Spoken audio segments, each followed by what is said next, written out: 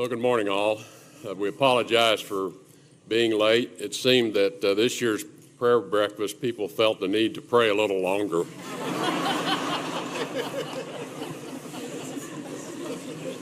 But I certainly welcome them all, so thank you for such a warm reception.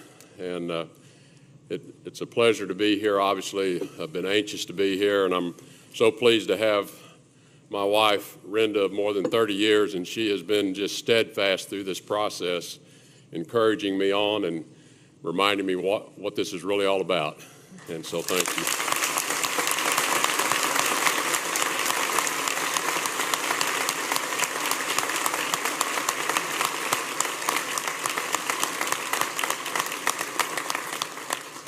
Also want to thank Acting Secretary Tom Shannon, who has just been superb through this entire process. And Tom, thank you so much.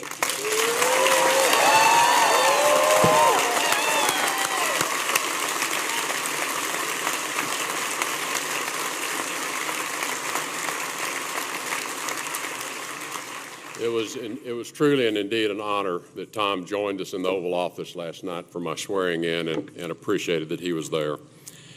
Obviously, I also want to recognize and thank all of you here at headquarters of our State Department, the staff and partners around the world who have faithfully performed your duties regardless of who was in charge. It was so important. I know many of you have assisted ambassadors and other officials during the Senate confirmation process, and indeed some of you have been through it yourself. Having just come through it for the first time, I can assure you the Senate still takes it as serious as ever. They're as energetic as ever. They're as thorough as ever. But we're here.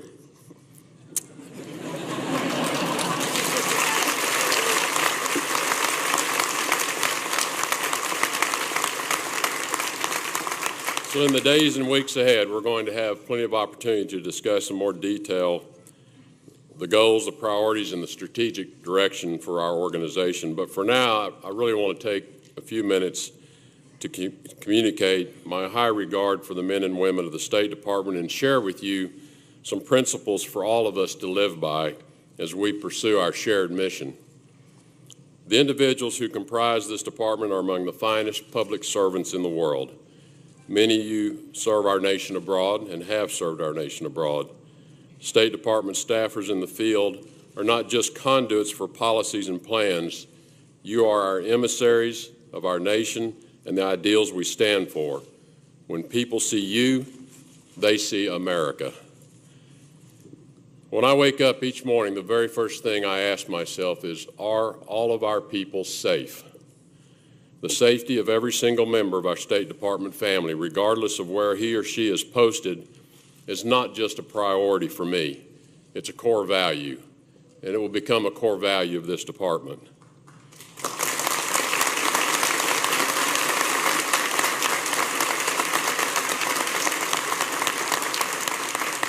This means the State Department family here in the U.S. and all those agencies serving under Chief of Missions abroad, including civil service, foreign service officers and specialists, locally engaged staff of host country and third country nationals, interns, fellows, support contractors, and implementing partners, and not least of all, the family members who support us at home and in our service to our country overseas.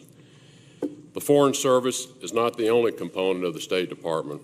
The civil service workforce at the State Department plays an indispensable role in all we achieve, and we cannot attain success without the mission-critical services that you provide. Though we often live in a world of headlines, working outside of the public eye does not make you any less essential to our operations.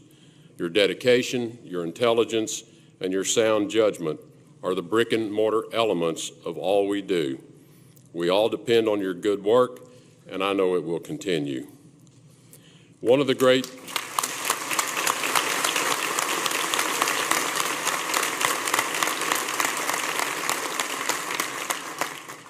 great challenges and thrills for the State Department staff is deciding how to confront changing conditions in every corner of the world. And I encourage all of you to use your natural and well-developed skills to adapt to changes here at home as well. I know this was a hotly contested election, and we do not all feel the same way about the outcome. Each of us is entitled to the expression of our political beliefs, but we cannot let our personal convictions overwhelm our ability to work as one team. Let us be understanding with each other about the times we live in as we focus our energies on our departmental goals. As Secretary, I will deploy the talent and resources of the State Department in the most efficient ways possible. That may entail making some changes to how things are traditionally done in this department. Change for the sake of change can be counterproductive, and that will never be my approach. But we cannot sustain ineffective traditions over optimal outcomes. I will gather information on what processes should be reformed and do my part to make sure we are functioning in the most productive and efficient way possible.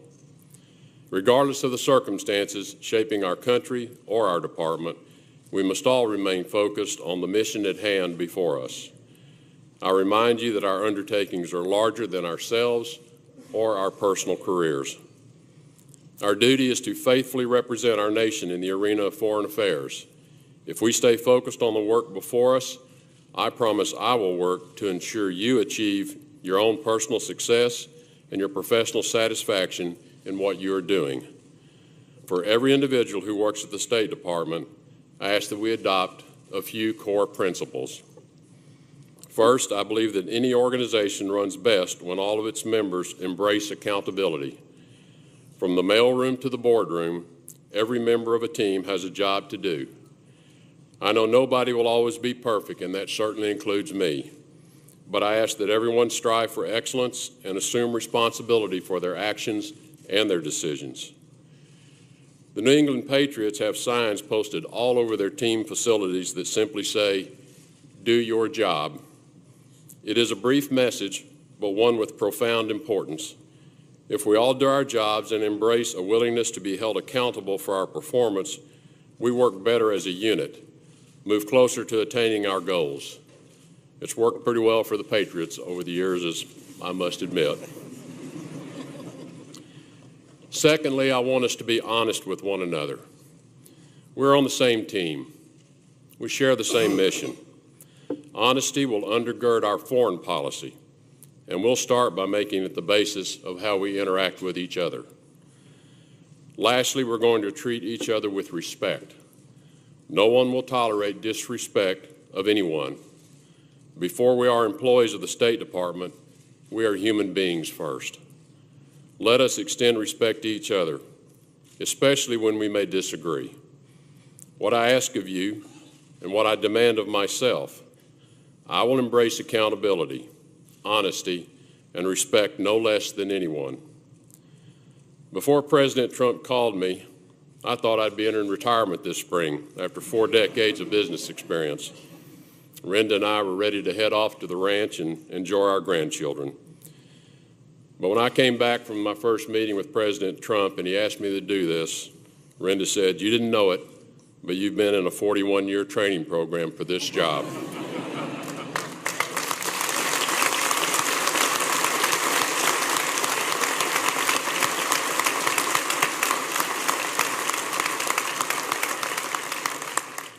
So despite our own dreams, she said, "You're supposed to do this."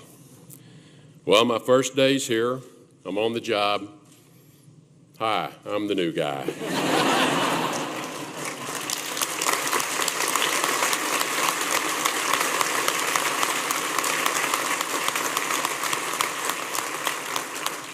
As such, I will depend on the expertise of this institution. There are over 75,000 members of the State Department workforce, both foreign and civil service employees, with an average of over 11 years of service in the department. I have 25 minutes. You have accumulated knowledge and experience that cannot be replicated anywhere else.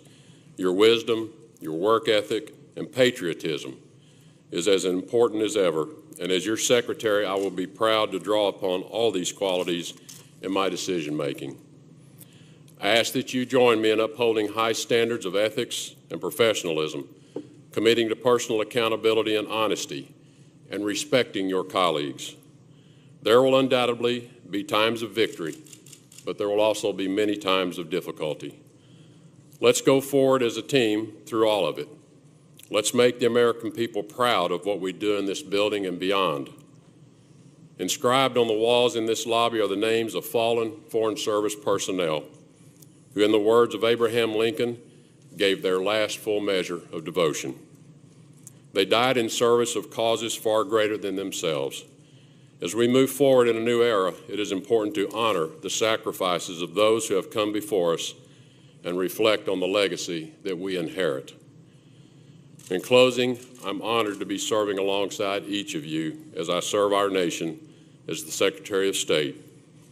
So now I'm going to take a moment, pay my respects to those individuals that are memorialized on this wall, and then I look forward to making the rounds and greeting you personally. It may take me a few days, but in all sincerity, I do hope to have the opportunity to shake the hand of every one of you that's here. Thank you so much.